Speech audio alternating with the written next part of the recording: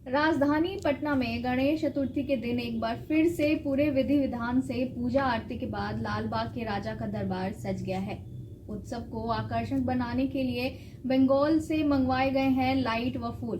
पटना के दरोगा प्रसाद पथ स्थित महाराष्ट्र मंडल भवन में धूमधाम से श्री गणेश जी की प्रतिमा की प्राण प्रतिष्ठा के साथ प्रारंभ हुआ। इस बार श्री गणेश जी की प्रतिमा लाल बाग के राजा की प्रतिकृति है। इस बार हीरा जड़ित मुकुट आकर्षण का केंद्र बना हुआ है और यह महाराष्ट्र से ही निर्मित होकर आया है।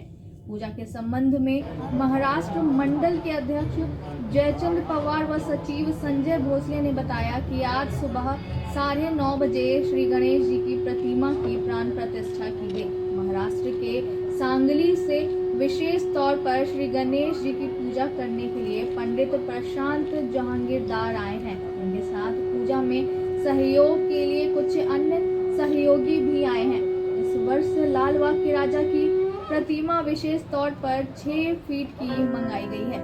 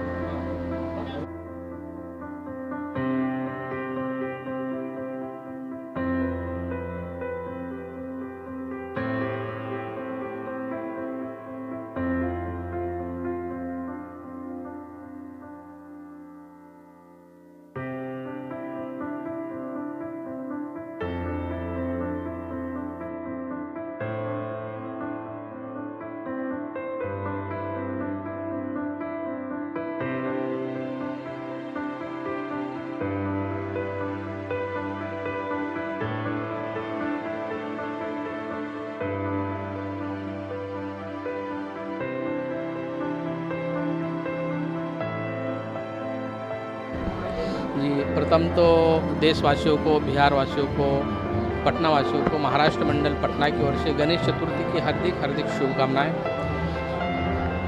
प्रत्येक वर्ष हम लोग यहाँ पे गणेश पूजा का आयोजन महाराष्ट्र मंडल में कर रहे थे। बहुत ही धूमधाम से करते हैं और इस बार भी बहुत ही धूमधाम से हम लोगों ने आयोजन किया है।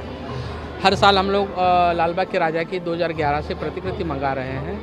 तो इस बार हर साल हम लोग 5 फीट की मंगाते थे, इस बार 6 फीट की उसको बढ़ा करके मंगाया गया है।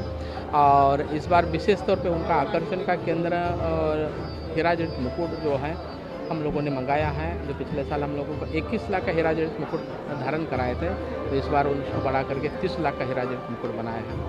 और विशेष तौर पे हम लोगों को गर्व की बात है कि 500 साल पुराना जो मसला हम लोग यानी सुनते आ रहे थे, जो राम मंदिर का, वो हम लोग के साक्षात में हम लोगों को भाग्यशाली हम लोग हैं कि हम लोग के सामने वो उसको ये क्लियर हो गया।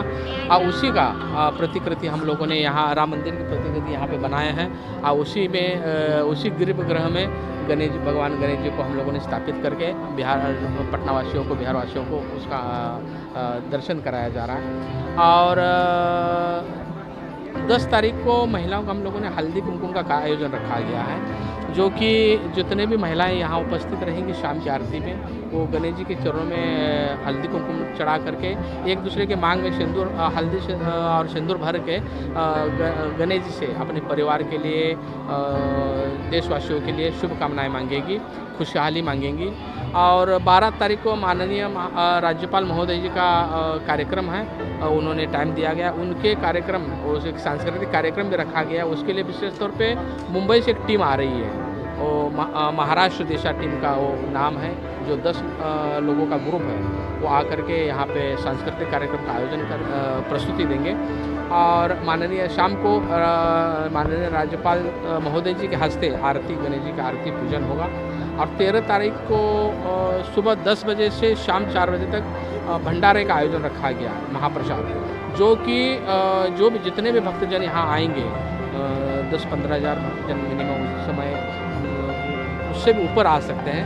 उनका भंडारे का आयोजन रखा गया, प्रसाद ग्रहण करेंगे और वो शाम में 4 बजे शोभा यात्रा निकलेगी। जो शोभा यात्रा के लिए एक 60 लोगों का ग्रुप मंगाया गया महाराष्ट्र से। झांझ पथक बहुत ही प्रचलित, बहुत ही नामी झांझ पथक होता है महाराष्ट्र का, कोल्हापुर से इस बार आ रहा है, जो कि अपना कला का कर्तव्य दिखाते हुए यहाँ से शोभा यात्रा का शोभा बढ़ाते हुए कलेक्ट्रेट घाट पे जाके हम लोग शाम में रात में विसर्जन करेंगे।